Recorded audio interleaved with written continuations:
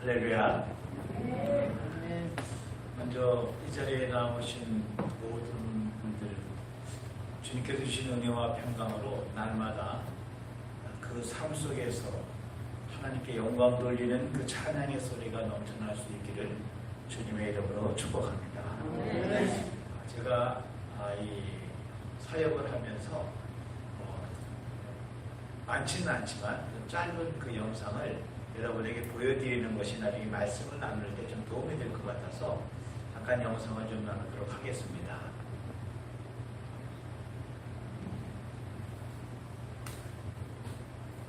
제 미션은 아공부와의 새생명 선교회입니다.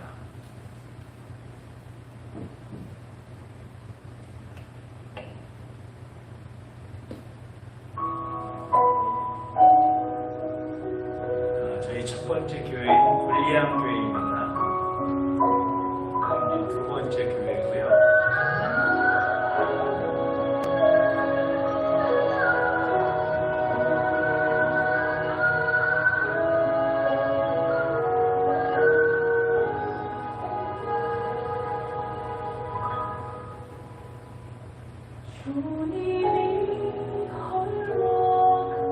이제 세 번째 교회인 딸 교회입니다.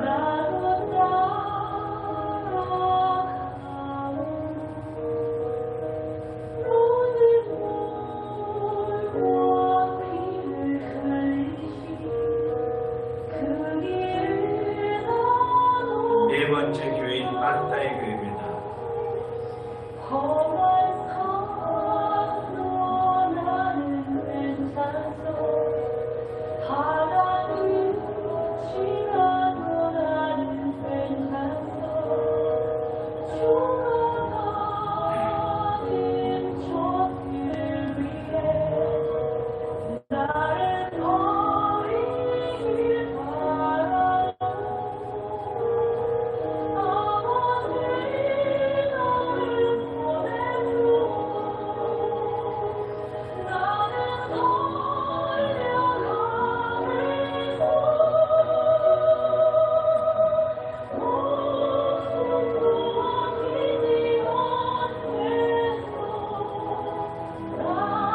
유치원 사역을 같이 하고 있습니다. 어느 교회는.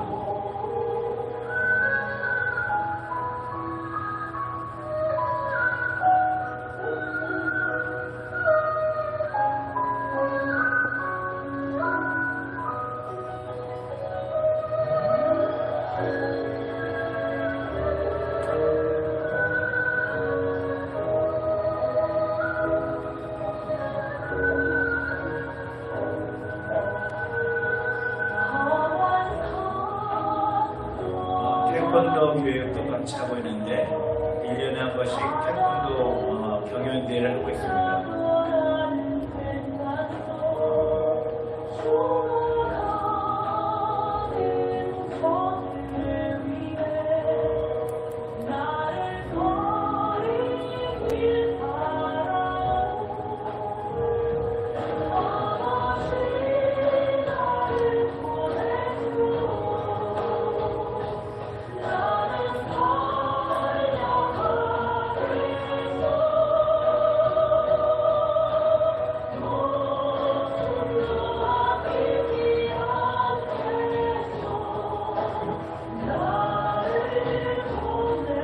지금은 더 무너져가지고 아주 아무것도 남지 않았습니다.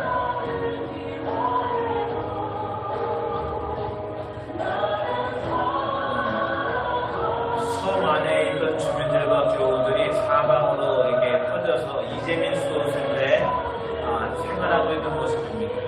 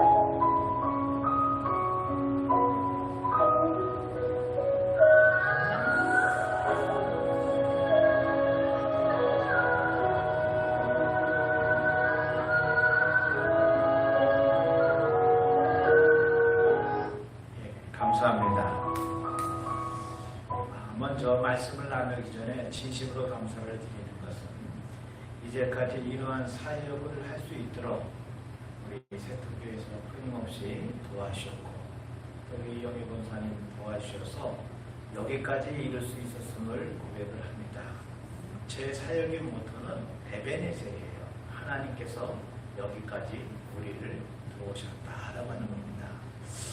오늘 본문 말씀을 보면은 이런 내용이죠. 이스라엘 백성들이 하나님을 떠나고 막 이랬다가 패배하고 포로로 또는 어떤 억압받는 삶을 살다가 하나님께로 돌아오고 싶은 마음이 생겼어요. 법궤가 들어간과 동시에. 그런데 갈망하는 마음을 가지고 있을 때 사무엘 선지자가 이야기합니다. 야, 너희가 전심으로 하나님께 돌아오길 원한다면 이건 미스바로 모여라. 그리고 우리가 하나님 앞에 기도하자. 백성들이 모였어요. 그리고 하나님 앞에 기도하려고 하는데 갑자기 블레셋이 쳐들어왔다는 얘기죠. 백성들은 떨었어요. 그리고 사무엘 선지자에게 이야기합니다. 우리를 위해서 기도해 주십시오. 여러분, 이 이야기를 그냥 우리가 펼쳐놓고 본다면 이해가 되십니까? 납득이 되세요? 아니, 하나님 앞에 돌아오고 하나님이 기뻐하신 일을 하고 하나님께 기도하는 시간을 가지려고 하는데, 그럼 하나님이 딱딱 막아주시고 형통하게 하시고 평안하게 하셔야 되는데, 아니 기도회를 하려고 하는데 하나님께 돌아오려고 하는데 갑자기 더 흉한 소식이 들어서 어떤 풍전등화와 같은 그런 두려움을 갖게 된다고 하는 것, 어려움을 갖고 있다고 하는 것, 어떻게 생각하세요? 여러분, 우리가 기억해야 될 것은 하나님의 일을 행하다가 고난을 만날 수도 있고 더 큰 어려움을 겪을 수 있다고 하는 사실은 우리가 인정해야 합니다. 그것을 인정하지 못하면 이스라엘 백성들은 다시 뛰쳐나갈 수밖에 없고 뿔뿔이 흩어지고 하나님을 원망할 수밖에 없었을 것입니다. 하나님 앞에 섰을 때 하나님 돌아오기로 작정한 사람들은 어떠한 어려움이 닥치더라도 하나님 앞에 기도하며 나아간다고 하는 거죠. 제가 이 말씀을 가지고 저희가 그 세 번째 딸 교회를 중심으로 좀 말씀을 좀 나누기를 원해요. 이 딸 교회는 아까 이제 화산 폭발이 일어나서 지금은 정말 황폐해져서 볼 것조차가 없었어요. 그러나 그 전에는 사람이 죽기 전에 보아야 될 명소 중에 한 가지로서 정말 예쁜 섬이었어요. 그러니까 한 번 화산 활동이 일어난 그 분화구 안에서 또 한 번 화산 활동이 일어나서 일어난 분화구, 2층 분화구예요. 그 안이 얼마나 예쁘고 얼마나 좋은지 몰라요. 살아있는 화산이었는데 제가 2000년도에 그곳을 갔어요. 가서 보니까 너무 좋더라고요. 아름답고 그 2002년이 되어가지고 이제 선교사의 신분을 가지고 단기팀이어서 그곳에 올려보내놓고 그 지역 사람들은 올려보낸다 그러니까 좀 이해가 안 되실지 모르는데 그거는 이제 그 바깥에서 배를 타고 들어와서 그 조그만 화산섬에 가면 말을 타고 그 꼭대기로 올라가요. 올라가서 다시 그 안에는 우리나라 그 백록담이나 뭐 이런 것처럼 그런 화산 분화구를 보는 건데 정말 예뻐요. 그 이제 그 단기팀을 올려보내고 저는 그 지역 사람들 둘을 어떻게 살아가는지 한번 보게 들어갔다가 충격을 먹었어요.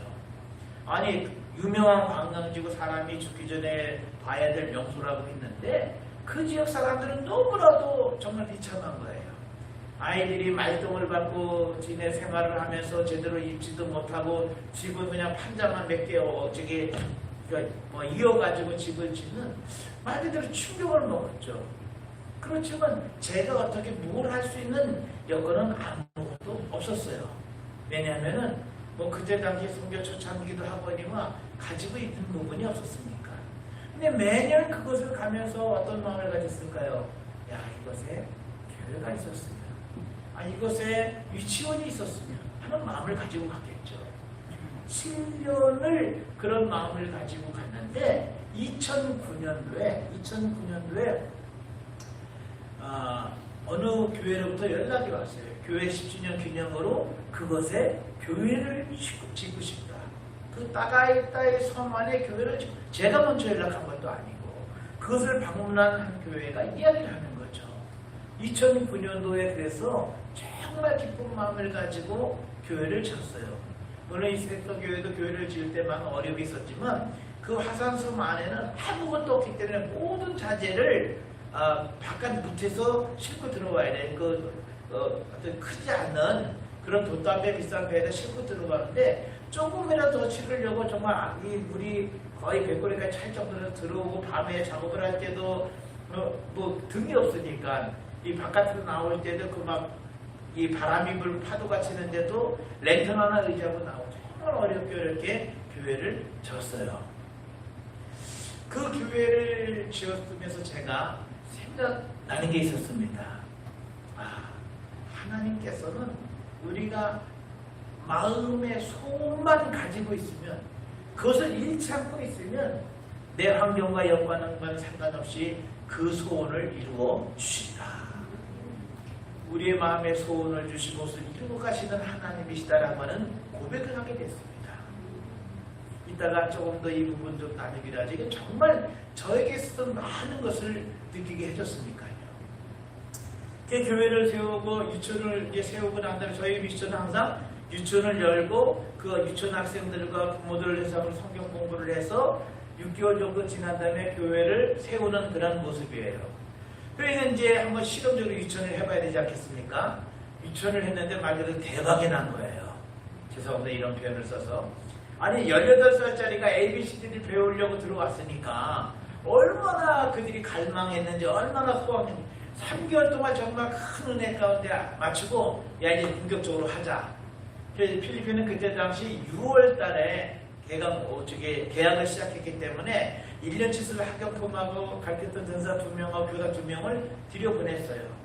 모든 준비를 마치고 이제 며칠 후면은 유치원을 열려고 시작하는 그때 뭐 아름답게 50평 정도를 짓고 그런 모습을 갖추고 이제 시작을 하려고 했는데 갑자기 화산 활동이 시작이 되는 거예요.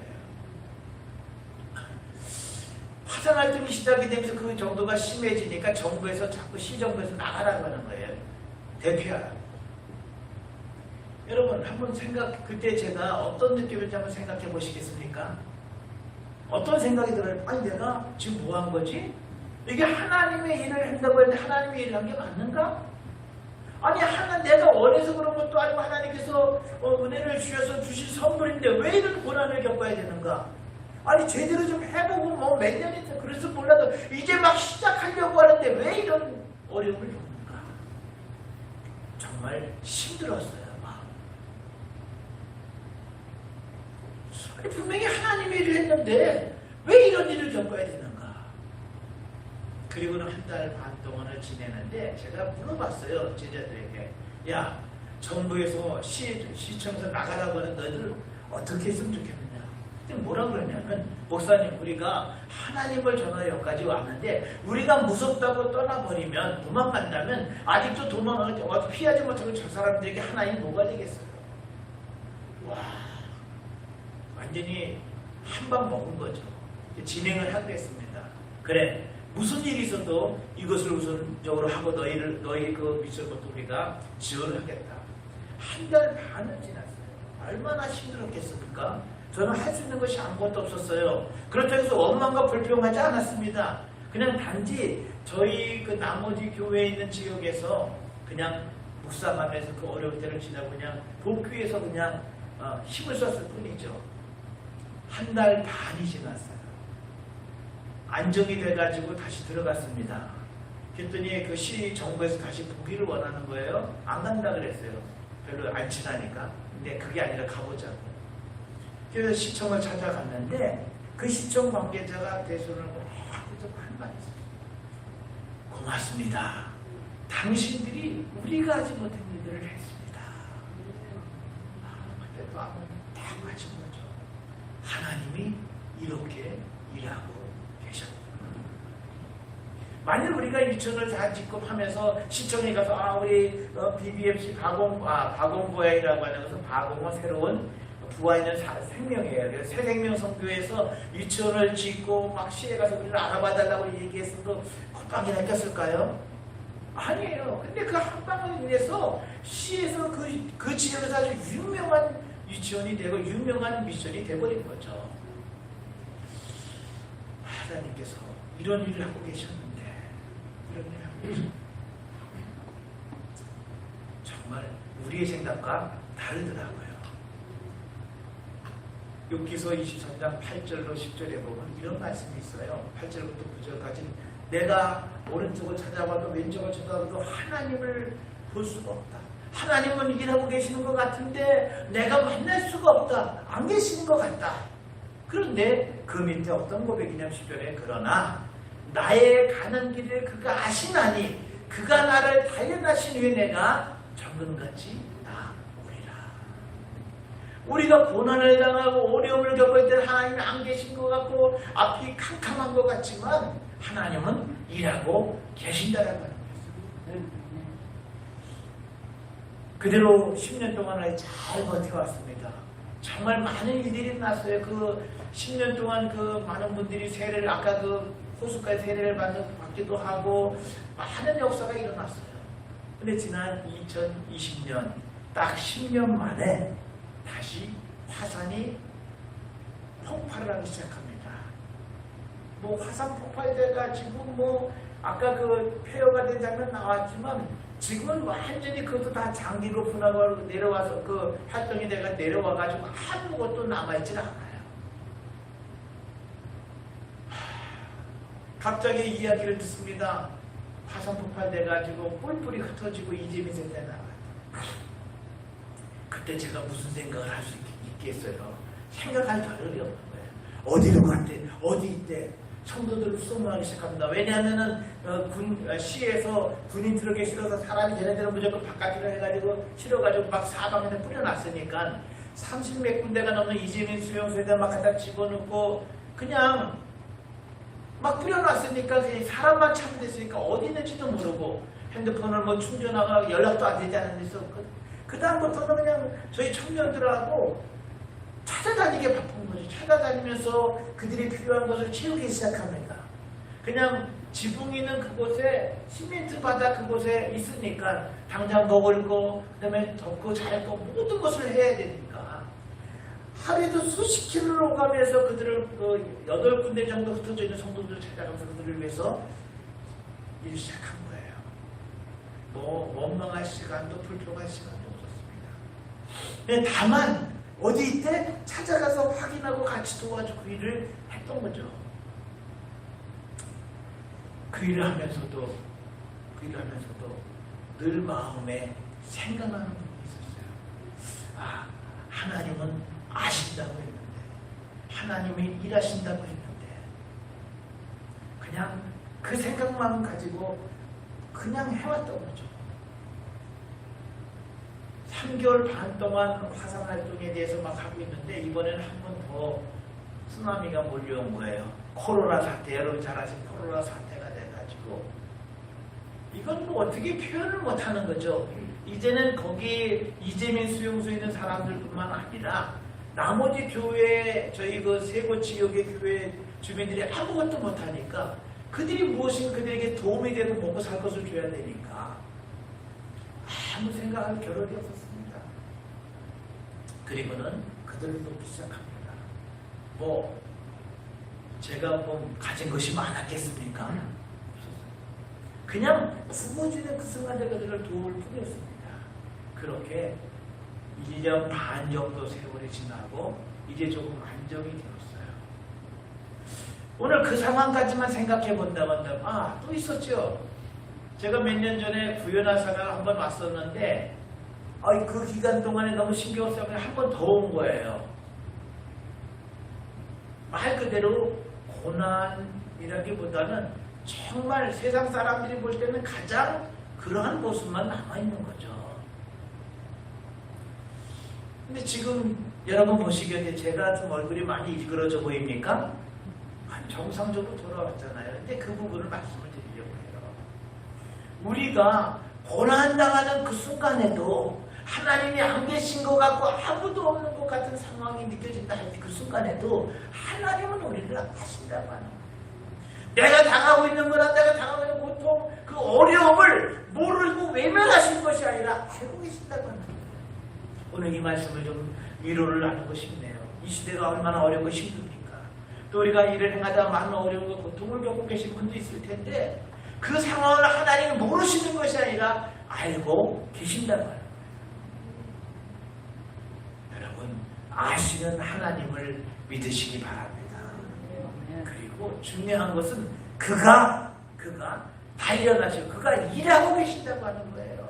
자, 그러면 다시 돌아가서 한번 생각해 보죠. 아까 처음 10년 전에 하나님께서 그런 일을 통해서 우리를 유명하게 하셨다고 말씀을 드렸어요. 이번 화산 활동을 통해서 제가 할 수 있는 게 뭐가 있겠어요? 아무 생각 없이 그냥 뛰어다니기만 했다면죠. 주어진 여건에서. 그럼 그 일을 어떻게 할 수가 있었느냐? 한번 생각해 보세요. 아니 가난은 나라도 구제를 못한다고 하는 제가 가지고 있는 것이 뭐가 있었겠어요? 하나님께서 그냥 그 주어진 순간 있는 것을 가지고 나눠주기 시작하니까 갑작스럽게 연락이 옵니다. 싱가포르 한인교회에서 저랑 일면식도 아무 관계도 없어요. 어느 선교사님을 통해서 연락이 와서 30만 페소를 후원해 줍니다. 그걸 가지고 또 움직여요. 또 어느 다른 선교사님이 의약품을 싣고 오고 물건 싣고 와요. 심지어는 제가 선교도를 위해서 30년 동안 연락도 한 번 안 했던 분이에요. 그 권사님이 30년 동안 아무 연락이 없었는데 선교사님 제가 그동안 무심했는데 뭔가 좀 도움이 되고 싶습니다. 보내오셨어요. 또 하나는 집사님은 목사님 제가 30년 전에 목사님께 얘기했던 것이 있는데 그것이 생각이 나서 보냅니다. 무슨 얘기냐면 그때 어떤 그 집사님 가정에서 빌라를 처분하는 데 있어 문제가 있었어요. 근데 뭐 그런 내용은 좀 저기 하니까 근데 제가 그랬어요. 하나님께서 인도해 주실 거라고. 근데 그분이 뭐라 그랬냐면 목사님 이 빌라를 처분해서 이득이 생기면 제가 500만 원 드릴게요. 그리고 깜깜하게 잊어먹고 있었어요. 근데 그 20몇 년 지난 다음에 갑자기 그것이 생각이 나는데 이때가 아니면 그것을 갚을 길이 없다라는 생각이 들더라는 거죠. 본인도 막 수술을 하고 그런 상황인데 그런 상황에서 그것을 보낸다고 하는 거예요. BBMC 저희 교회 교인들이 약간 빈민촌이에요. 근데 그 빈민촌 교인들이 나무 그 딸 교회가 세 번째 교회인데 그 교회 성도들을 돕기 위해서 자기들이 나섭니다. 자기들도 먹고 입고 쓸 게 없는데 자기들의 옷을 남은 걸 갖다 보내기도 하고 또 자기 친구들이나 회사에 얘기를 해가지고 부모품을 가지고 오는 거예요. 제가 그것을 다 어떻게 수십 킬로를 돌아다니게 수십 건을 돌아다녔겠어요. 청년들이 났습니다. 목사님 우리가 같이 할게요. 오토바이를 가지고 막 그냥 같이 날아다닙니다. 제가 가지고 있는 것은 없었어요. 하나님은 아시고 때를 따라 은혜를 통해서 이제까지 오게 하셨다고 하는 거예요. 여러분 그것만인지 아십니까? 마음속에 갈급함이 있었어요. 어떤 갈급함이 있었으면 저 있었냐 하면은 우선 그것부터 나죠. 아니 목사님 그게 화산 활동이 2번이나 일어나고 막 그런데 그런 얘기다 꼭 교회를 세우셔야 되겠습니까? 그럴 수도 있잖아요. 근데 여러분 제 마음속에 단 한 가지밖에 없었어요. 그들이 가졌던 신앙을 잊어버리지 말아야 되겠다. 오늘 그들이 예수를 믿는 그 예수를 그대로 간직하고 그들의 마음을 그들의 신앙을 지켜야 되겠다고 하는 거. 그 한 영혼에 대한 마음밖에 없었어요. 만일 다시 다니고 그것이 폭삭 지금은 안전한 지역이에요. 어떤 일이 다른 곳을 가더라도 전 똑같은 일을 했을 거예요. 왜? 한 사람 한 사람이 중요하니까. 근데 그들에게 이제 막 그 이재민이 막 정리가 되면서 이제 그 센터가 구호소가 정리가 되면서 그 화산섬 근처로 모이기 시작한 거예요. 그래서 이제 예배를 드려야 되는데 예배 드릴 장소가 없잖아요. 근데 그 마음속에 저들이 예배를 드릴 수 있을 만한 임시처소가 있었으면 좋겠다고 했는데 어느 날 우리 교인 친척이 집을 갖고 있는 자기 집 3층을 쓰라고 하는 거예요. 할렐루야. 안 기뻐하시네요. 네. 저는 그게 복음이었어요. 그래서 그곳에서 막 예배를 막 시작했는데 불과 예배를 시작한 지 한 달 만에 코로나 사태가 이루어진 거예요. 집주인이 뭐라 그랬겠어요? 안 된다는 거죠. 마음의 답답함을 가지고 이제 각 성도들 가정에서 다시 이제 돌아다니면서 하고 있는데 교회를 줘야 되겠다. 이제 이재민들이 이거 정착을 했고 이들을 위해서 교회를 줘야 되는 마음을 가지고 있었는데 제가 처한 형편은 정말 반대로 제로에 가까운 상황이었어요.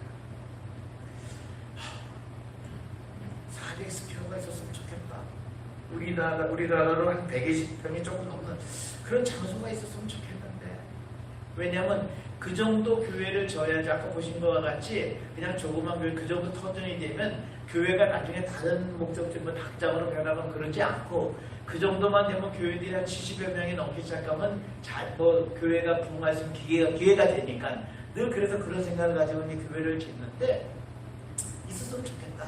근데 없잖아요. 더군다나 이재민들이 막 나와서 정착을 하기 시작하니까 땅은 더 없죠. 있었으면 좋겠다 그러는데 어느 연락이 왔어요. 200스퀘어 땅이 있다고. 내려갔죠. 물어보니까 가격을 물어보니까 우리나라 돈은 1,000만 원 정도, 이점이까지 하면 1,000만 원 정도가 되는 거예요. 그리고 딱 보고 왔는데 그날 전화가 왔어요. 목사님, 이 코로나 시대 얼마나 어렵고 힘든 시기를 보냅니까? 어리실 텐데 생활비로 쓰십시오 하면서 1,100만 원을 보내신 거예요. 제가 답장을 보냈어요. 목사님 감사합니다. 설명을 했어요. 이래저래서 이것이 필요한데 이것을 종잣돈으로 삼겠습니다. 일주일에 다시 문자가 왔습니다. 카톡이 왔는데 이런 표현은 그대로예요. 목사님 그 땅은 제가 12월까지 책임지겠습니다. 근데 그 목사님이 어느 권사님으로부터 받은 그 카톡 내용을 그대로 보내신 거예요. 그걸 가지고 뛰어내려갔어요. 야! 땅 200스퀘어 한번 보자 했더니 이 개발을 시켜놓은 건데 200스퀘어가 있더라고요. 그래서 우리가 어디냐 그래서 우리는 BBMC라고 했더니 안다고 그러면서 우리가 근데 좀 좁지 않냐고 저보고 그러는 거예요. 그러니까 한 60여 평이 좀 더 되는데 너희가 땅이 없어서 그렇다고 했더니 땅주인이 뭐라 그러면 야 바로 붙어있는 땅을 이야기하면서 요 200스퀘어는 자기가 쓰려고 하는 건데 너희가 쓰려고 하면 이 땅을 주겠다. 야 돈이 없어. 이것도 겨우 말했는데 뭐라 그랬냐면은 걱정하지 마. 너희가 한다고 한다면은 1년 동안 무이자로 그냥 가게 해줄게. 와, 아니 감동이 좀 없으신 것 같아. 전 그게 얼마나 기뻤는지 몰라요. 아니 1년이면 그래도 해볼 수 있잖아요. 나눠서 하겠다고 하는데 정말 감사했어요. 그리고는 오늘 계약을 하고 올라왔어요. 그날 저녁에 다니엘 기도회를 마친 어느 교회에서 연락이 왔어요. 목사님 힘드시죠? 생각이를 쓰세요. 제가 똑같이 써서 할렐루야 감사합니다. 종잣돈으로 삼겠습니다. 여러분 언제 그 잔금을 갚았겠습니까? 11월 달에 그런 일이 있었는데 그 해가 가기 전 12월에 잔금을 다 갚을 수가 있었어요. 감사하죠. 근데 이제 땅은 마련됐는데 건축을 해야 되잖아요. 그래서 땅만 있으면 된다는 생각을 가지고 그냥 마음의 소원을 가진 거죠. 야, 예배가 줬으면 좋겠는데 막 아까 조감도 나오는데 그 조감들을 미리 생각해 줬으면 좋겠는데 막 그런데 오늘 갑자기 또 연락이 왔어요. 저희 집사람이 필리핀에 오기 전에 섬기던 교회에서 연락이 왔는데 그 교회가 아주 건물을 잘 졌다가 부도가 나가지고 경매로 넘어갔어요. 팔렸는데 경매로 팔렸는데 그래서 다른 곳에 교회당을 건물 부지를 두 곳을 임대해가지고 쓰고 있었는데 이게 팬데믹 상황이 되니까 활용도가 없잖아요. 하나가 연락을 하신 거예요.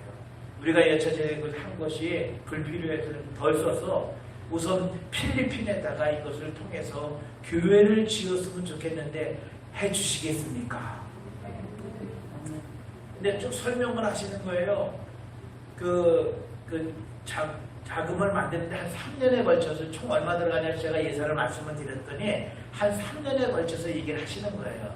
근데 그럼 그래도 하겠느냐고 하면서 뭐라고 말씀하시냐면 만일 다른 분들이 협력해서 도움을 줘서 교회를 완성한다고 하면은 저희는 그것도 감사하겠습니다.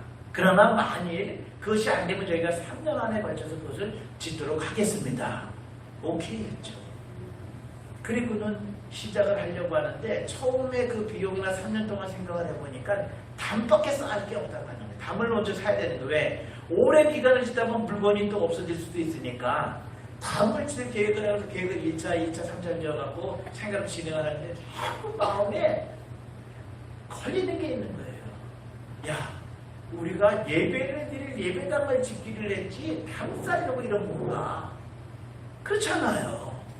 그 마음에 힘든 부분이 있어 저희 사역자들에게 얘기해서 야, 지금 한 계획은 다 취소다. 교회부터 짓는다. 교회부터 야, 우리가 예배를 드릴 청소를 위한 거지. 우리가 당 쌓으려고 시작한 건 아니지 않느냐. 그리고는 교회당을 짓기 시작했습니다. 졌을까요? 안 졌을까요? 아까 보셨잖아요. 예배당이 완성됐어요. 교육자가 들어가야 될 마음이 있는데 그런 생각을 가지고 있는데 사택이 지어졌어요. 주방이 지어졌어요. 화장실하고 세면대가 지어졌어요. 그리고 단도 쳤습니다. 남아있는 거는 유치원과 사무실 자리가 남아있는데 그것도 언젠가 주실 줄 믿어요. 왜 이런 말씀을 나누냐 하면 여러분 마음에 품고 소망을 가지고 있으면 어떠한 손길을 통해서도 이루어 가시더라고 하는 거예요. 이루어 가시더라고 하는 거예요. 성전을 새로 짓고 예배를 드리는 그 예배를 아까 보셨죠?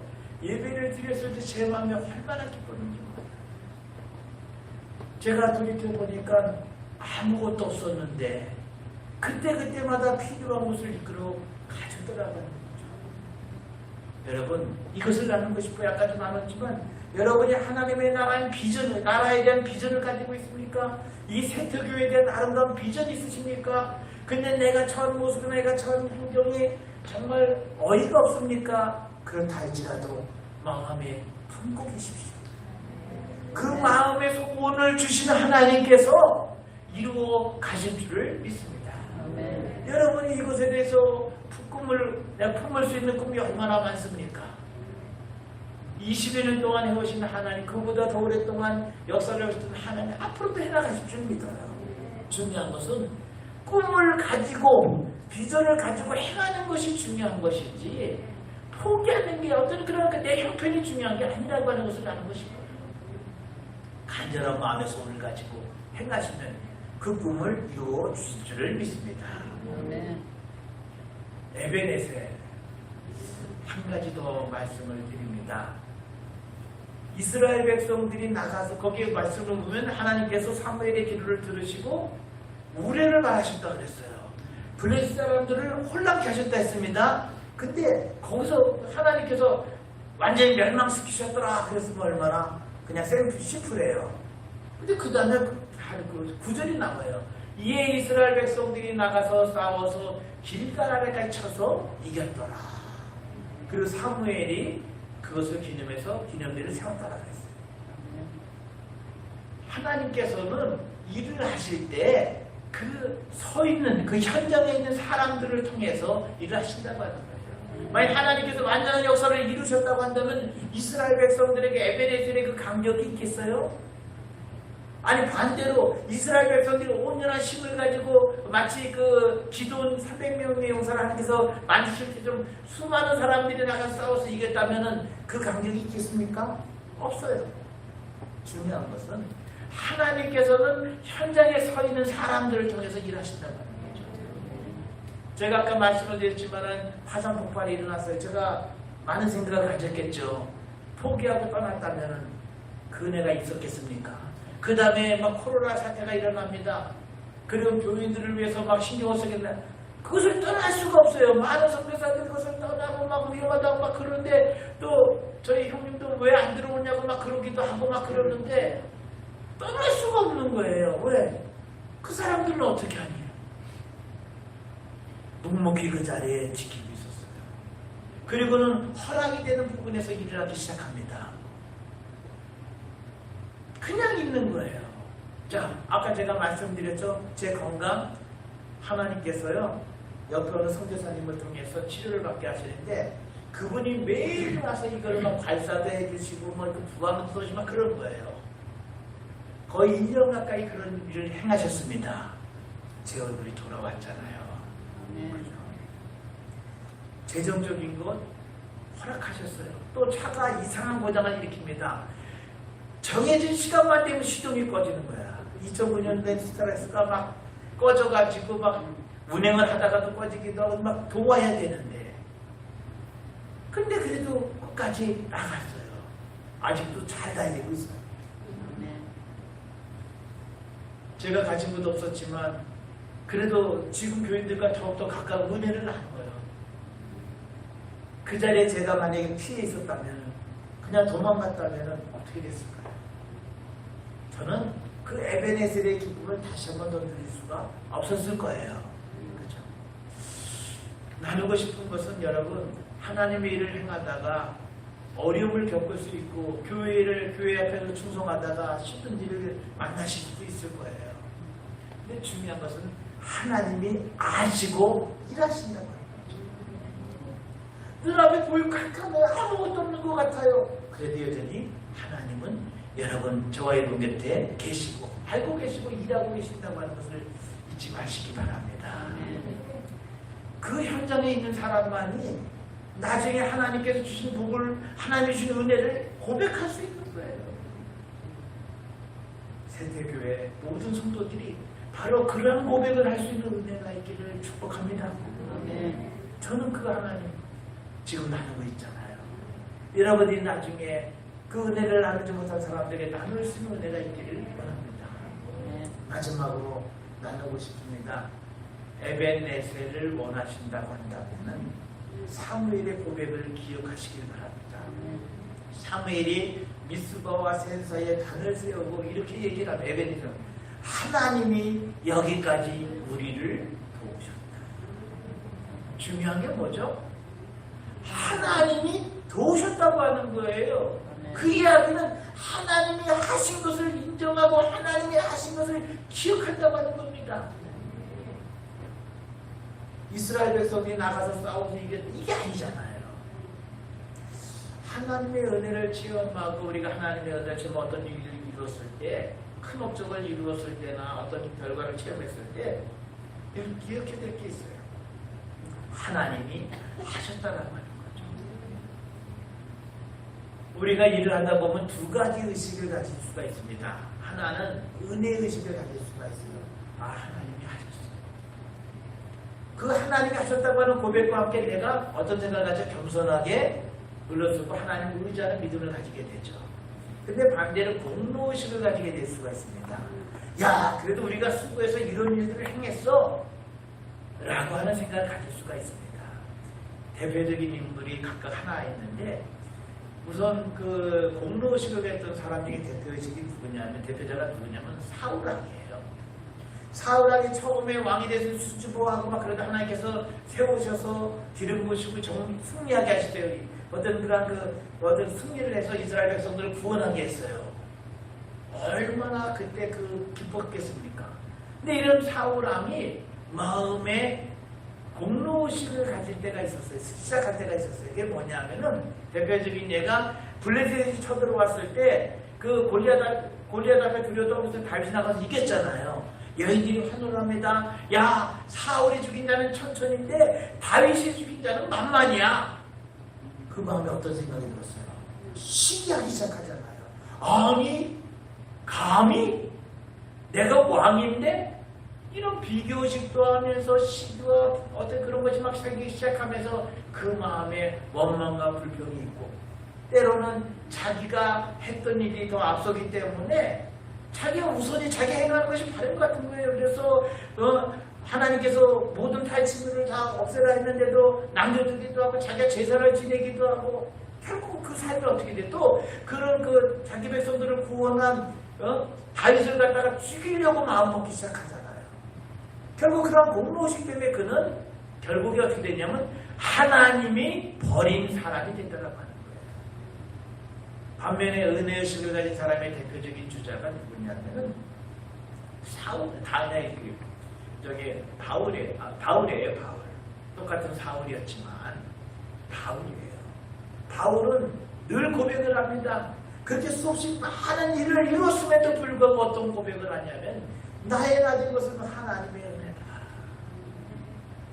나는 하나님 앞에 죄인이요 괴수 중에 괴수요. 나는 하나님 앞에 정말 모든 것보다 내가 하나님 나의 모든 것을 하나님께서 행하셨다는 걸 늘 고백을 합니다. 수없이 많은 일을 이루었음에도 불구하고 뭐라고 고백을 하냐면 나는 이전에 행했던 모든 일을 내가 잊어버린다. 오직 나는 하나님께서 나에게 맡겨진 사명을 위해서 표대를 향해서 나의 앞길을 달려갈 뿐이다. 늘 하나님을 의지하잖아요. 그 결과가 어떻게 됐습니까? 그는 정말 하나님의 나라를 위해서 살았는데 하나님께서 인정한 삶을 살았잖아요. 여러분, 우리가 하나님 앞에 그래도 신앙생활 한다고 나와서 오늘 예배를 드리고 또 하나님 앞에 산다고 하잖아요. 우리의 결과, 우리의 결국이 어떻기를 원하십니까? 사울왕처럼 패배하는 삶을 살기를 원하십니까? 현재는 좋았지만 중간도 좋았지만 나중에는 정말 버림받는 삶을 살기를 원하십니까? 아니면 끝까지 하나님 나라에 가는까지 하나님께서 인정하시는 그런 삶을 살기를 원하십니까? 만일 바울과 같은 그런 승리의 삶을 살기를 원하신다고 한다면 여러분 은혜의 의식을 기억하시기 바랍니다. 어떠한 일을 이루었든 간에 그것이 내가 이룬 것이 아니라 하나님께서 이룰 수 있다고 하는 고백을 할 수 있기를 바랍니다. 마지막으로 한 분의 이야기를, 한 장로님의 이야기를 간증의 이야기를 하면서 말씀을 맺기를 원합니다. 항해도 재령 1895년에 때에 세워진 항해도 재령의 동부교회라고 하는 교회가 있었어요. 거기에 정찬 장로님이라고 하는 분이 계셨었는데 이분은 가난하지만 열심히 그래도 하나님을 섬기려고 하고 11조만큼은 하자고 생각을 하면서 열심히 사셨던 분이에요. 근데 그분이 건재상가를 하시는데 그때 당시에 건축붐이 일어나가지고 완전히 다시 한번 써야 되겠네. 대박이 난 거예요. 돌을 긁어먹기 시작합니다. 그분이 생각을 해보니까 저 살고 있는 집이 좀 썩은 것 같아서 집을 지려고 생각을 해요. 근데 마음에 관이네요. 하나님의 교회는 저 모양인데 내가 집부터 줘야 되겠냐. 그래서 그때 당시 300원을 헌금을 합니다. 300원이라 그러니까 감각이 없을 때 현 시대는 20억이 넘는 돈이에요. 헌금을 해서 교회를 아름답게 줬어요. 교인들이 정말 기뻐서 입당 예배 때 같이 예배 드릴 때 거기다가 뭐라고 썼냐면 정찬유 장로 기념 예배다. 이 예배를 드리고 났는데 그 예배를 드리고 난 다음 주일날 장로님이 안 나오시는 거예요. 교인들이 찾아갔죠. 아니 어떻게 계시는 겁니까? 그분 말 나는 이제까지 주님이 주인이 되시는 교회를 다녔지 사람이 주인이 되는 교회를 다닌 적이 없다. 사람이 주인이 되는 교회를 내가 어떻게 나갈 수가 있겠냐. 교인들이 회개하기 시작합니다. 그리고는 머리들에서 장장이 장군하는 이름을 주십니다. 교인들이 그 장로님을 더욱더 존경하고 사랑하고 사랑하는 여러분, 우리가 이 교회가 이렇게 오기까지 수없이 많은 헌신과 수고가 있으셨겠죠. 또 나름대로 저도 저 나름대로 그런 일들이 있지만 중요한 것은 이것은 하나님이 하신 것이지 저와 여러분이 하신 게 아니라는 겁니다.